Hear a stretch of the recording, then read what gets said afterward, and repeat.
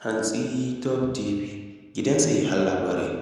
Ku danna mana subscribe kana ku danna mana alamar ƙararrawar sanarwa domin sanar da ku da zarar mun ɗora sabbin shirye-shiryenmu.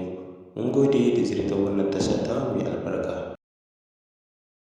Ƙasar Benin ta ɗage matakin da ta ɗauka na karɓar hajojin ƙasar Nijar a tashar jirgin ruwanta. Zanga-zangar bijirewa maguɗin zaɓen shugaban ƙasa ta ɓarke a jihar Congo. Kadiri Abdu, wanda aka fi sani da Isaka, ya zama sarkin kokawar gargajiya a bana a ƙasar Nijar. Assalamu alaikum wa rahmatullah, barkanmu da safiya, barkanmu da sake kasancewa da ku a cikin wannan tasha tamu mai tarin albarka, wato Hantsi Top TV, wadda Hausawa kan ce leƙa gidan kowa.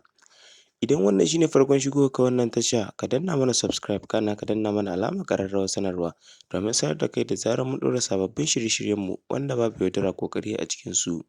Ku ci gaba da bibiyar wannan tasha tamu domin sanin dukkan wani labarai da ke zagaye da ku birni da ƙauyuka, kai da ma na ƙasashen waje. Mun gode da ziyartar wannan tasha tamu mai albarka. Ku ci gaba da bibiyar mu a wannan bidiyo domin jin sabon labarin da muka zo muku da shi. Mun ji cewar ƙasar Benin ta ɗage matakin da ta ɗauka na daina karɓar hajojin Nijar daga jiragen ruwanta.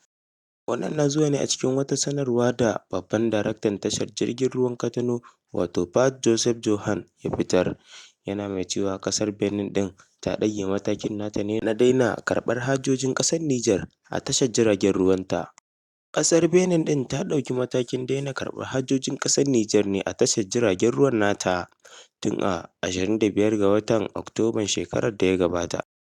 Wannan matakin na hukumomin ƙasar Benin na zuwa ne kwana kaɗan bayan da aka ji shugaban ƙasar, wato Patrice Talon, yana buƙatar kawo ƙarshen tsamin dangantaka da ke tsakanin ƙasar tasa ta Benin da kuma ƙasashen mulkin soja duk da suke ƙarƙashin ƙungiyar ta ECOWAS. Wata mummunar zanga-zanga ta ɓalle a ƙasar Congo, wadda ke bijirewa maguɗin zaɓen shugaban ƙasar.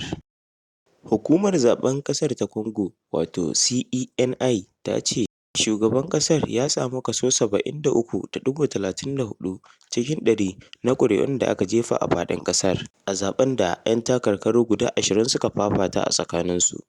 Daga cikin 'yan takarkarun har da shahararren mai haƙar ma'adanan nan, wato Moise Katumbi, kana da kuma ɗan adawar nan, wato Martin Fayulu. Bayan wannan, za mu koma kan wasan gargajiya da ake gudanarwa a ƙasar Nijar, inda Kadiri Abdu, wanda aka fi sani da Isaka, ya zama sarkin kokawar gargajiyan da aka gudanar a bana. Wannan shi ne karo na 6 da Isaka yake lashe gasar cin takobin na ƙasar Nijar. Hakan ne ya sa ya kafa tarihin da babu wanda ya taɓa kafa irinsa. A tarihin kokawar gargajiyan ta ƙasar Nijar, ba a taɓa samun wanda ya lashe gasa har sau 6 ba sai a kansa.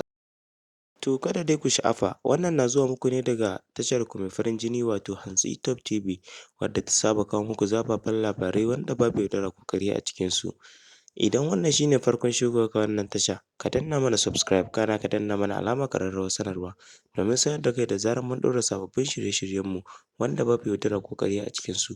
Ku ci gaba da bibiyar wannan tasha tamu domin samun labaran dukkan wani abu da ke zagaye da ku birni da ƙauyuka da ma na ƙasashen waje. Mun gode da ziyartar wannan tasha tamu mai albarka. Hantsi Top TV, gidan sahihan labarai. Ku danna mana subscribe kana ku danna mana alamar ƙararrawar sanarwa domin sanar da ku da zarar mun ɗora sababbin shirye-shiryenmu. Mun gode da ziyartar wannan tasha tamu mai tarin albarka.